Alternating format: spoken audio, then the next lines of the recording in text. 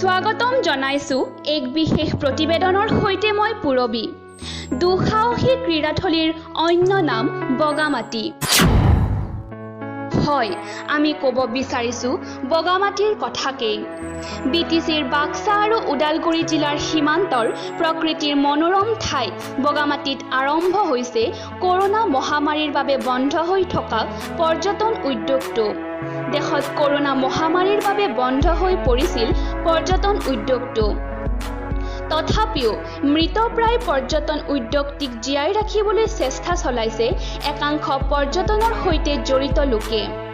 ভাৰত-ভূটান সীমান্তত নতুনকৈ গঢ় লৈ উঠা পৰ্যটনথলী বগামাটিত বিভিন্ন দুঃসাহসিক ক্ৰীড়াৰে জনপ্ৰিয় কৰিবলৈ চেষ্টা চলাইছে গ্ৰীণ ট্ৰেক এণ্ড এডভেঞ্চাৰ নামৰ অনুষ্ঠানটোৱে। বাক্সা আৰু ওদালগুৰি জিলাৰ সীমান্তৰ প্ৰকৃতিৰ মনোৰম ঠাই বগামাটিত আৰম্ভ হৈছে বন্ধ হৈ থকা পৰ্যটন উদ্যোগটো। দুঃসাহসিক ক্ৰীড়াৰ লগত জড়িত জুলিমা ডেকা আৰু পূৰ্ণ ডেকাৰ প্ৰত্যক্ষ সহযোগত গ্ৰীণ ট্ৰেক এণ্ড এডভেঞ্চাৰ নামৰ সংগঠনটোৱে শেহতীয়াকৈ অসমৰ ভিতৰতে 350 মিটাৰ দীঘল জিপ লাইন পৰ্যটকৰ বাবে মুকলি কৰি দিছে। প্ৰাকৃতিক সৌন্দৰ্যৰে ভৰপূৰ বগামাটিত এতিয়া পৰ্যটকে আনন্দ লৈছে জিপ লাইনৰ জৰিয়তে। এনেদৰে দুঃসাহসিক নৌকাচালন ৰাফটিঙৰ মাদকতা লৈছে পৰ্যটকে। ভূটানৰ পৰা বৈ অহা খৰস্ৰোতা বৰনদীত এনেদৰে পানীৰ প্ৰচণ্ড ঢৌ আৰু সোঁতত আনন্দ লৈছে পৰ্যটকে।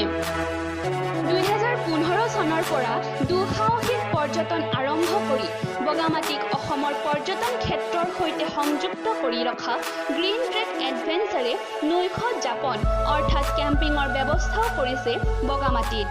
কোভিডৰ ভয়াৱহতাৰ মাজতো ল'ব লগা সাৱধানতা অৱলম্বন কৰি এনেদৰে অঞ্চলটোৰ প্ৰায় 10জনতকৈ অধিক যুৱক জড়িত হৈ কৰ্ম সংস্থাপনৰ চেষ্টা কৰা দেখা গৈছে। বগামাটিত জিপ লাইন ৰাফটিঙৰ উপৰিও চাইক্লিং পেৰাছেইলিঙৰ লগতে নাইট কেম্পিঙৰ ব্যৱস্থা আছে। অসমৰ অতিকৈ জনপ্ৰিয় বনভোজস্থলী বগামাটিত এনেদৰে দুঃসাহসিক ক্ৰীড়াৰ আমেজ আপুনি ল'বলৈ বিচাৰিলে অতি সোনকালে আহক। ইতিমধ্যে দাঁতি কাষৰীয়া জিলাসমূহৰ পৰা সোঁত বৈছে পৰ্যটকৰ, যাৰ জৰিয়তে হয়তো বন্ধ হৈ থকা পৰ্যটন উদ্যোগটো পুনৰ জীপাল হৈ উঠিব। উল্লেখ্য যে ৰাজ্য চৰকাৰ তথা বিটিচি প্ৰশাসনে কিছু গুৰুত্ব দিলে বগামাটিক ৰাজ্য তথা দেশৰ ভিতৰতে দুঃসাহসিক ক্ৰীড়াথলী হিচাপে গঢ়ি তুলিব পৰা গ'লহেঁতেন।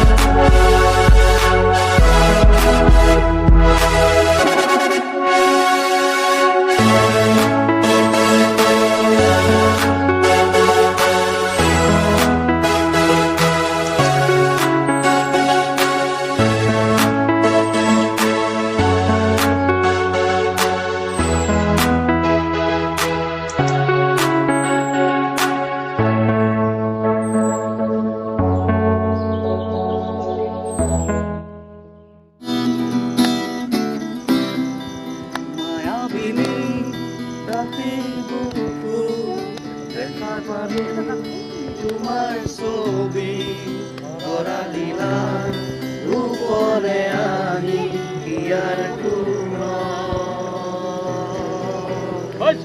যাব শুকান মনত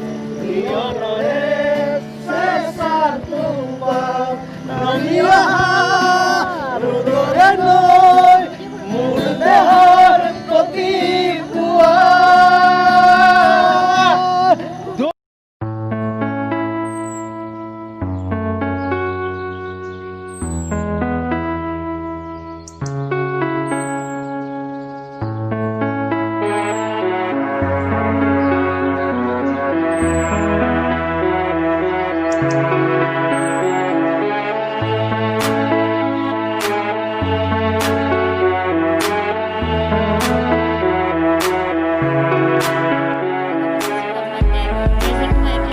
প্ৰমোট কৰিবৰ কাৰণে চেষ্টা চলাই আহিছে বা যথেষ্ট পৰিমাণৰ আৰ্থিক অৰিহণাও যোগাই আহিছে চৰকাৰৰ ফালৰ পৰা, কিন্তু সেই হিচাপে বগামাটিখনৰ ফালে কিন্তু কোনো ধৰণৰ BTC প্ৰশাসনে চকু দিয়া নাই, দিয়া পৰিলক্ষিত হোৱা নাই, যাৰ ফলত BTC এৰিয়াৰ ভিতৰতে এখন মানে ভাল এডভেঞ্চাৰ ক্ষেত্ৰ হ'ব পৰাকৈ যিখিনি সুবিধা আছে সেইখিনিকো মানে আমি ব্যক্তিগতভাৱেহে কাম কৰি আগবঢ়াই নি আছোঁ, কিন্তু চৰকাৰীভাৱে আমি কোনো ধৰণৰ সহায় বগামাটিত আছোঁ আৰু বগামাটি বৰ্তমান এডভেঞ্চাৰ হাব হৈ পৰিছে, এডভেঞ্চাৰ টুৰিজমৰ হাব হৈ পৰিছে।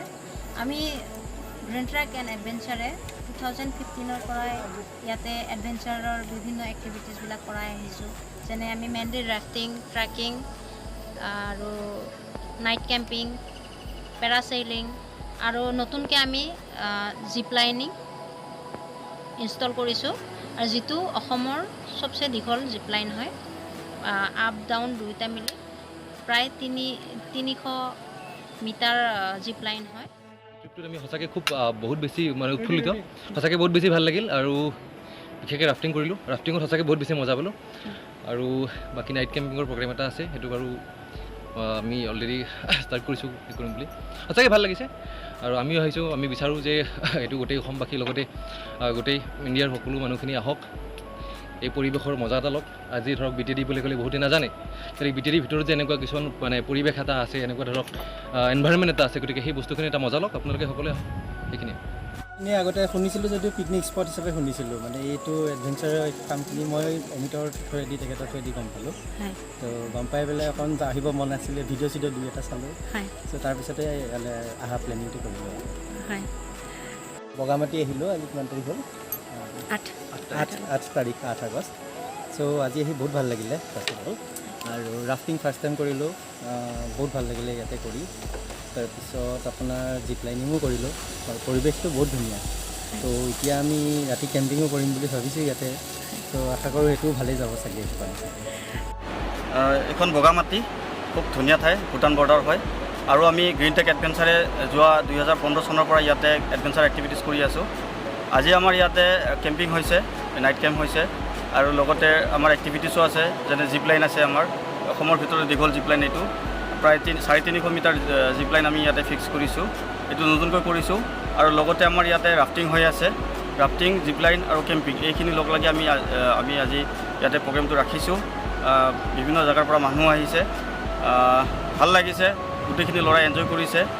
2015 চনত আমি গ্ৰীণ টেক এডভেঞ্চাৰ গঠন কৰিছিলোঁ, জুলিমা ডেকা, মই, আৰু সহযোগী হিচাপে আছে নিতম মজুমদাৰ। আৰু আমাৰ লগত আমাৰ বিভিন্ন ঠাইৰ পৰা প্ৰায় 15-20 জন ল'ৰা ইয়াতে বিভিন্ন ধৰণে এংগেজ হৈ আছে।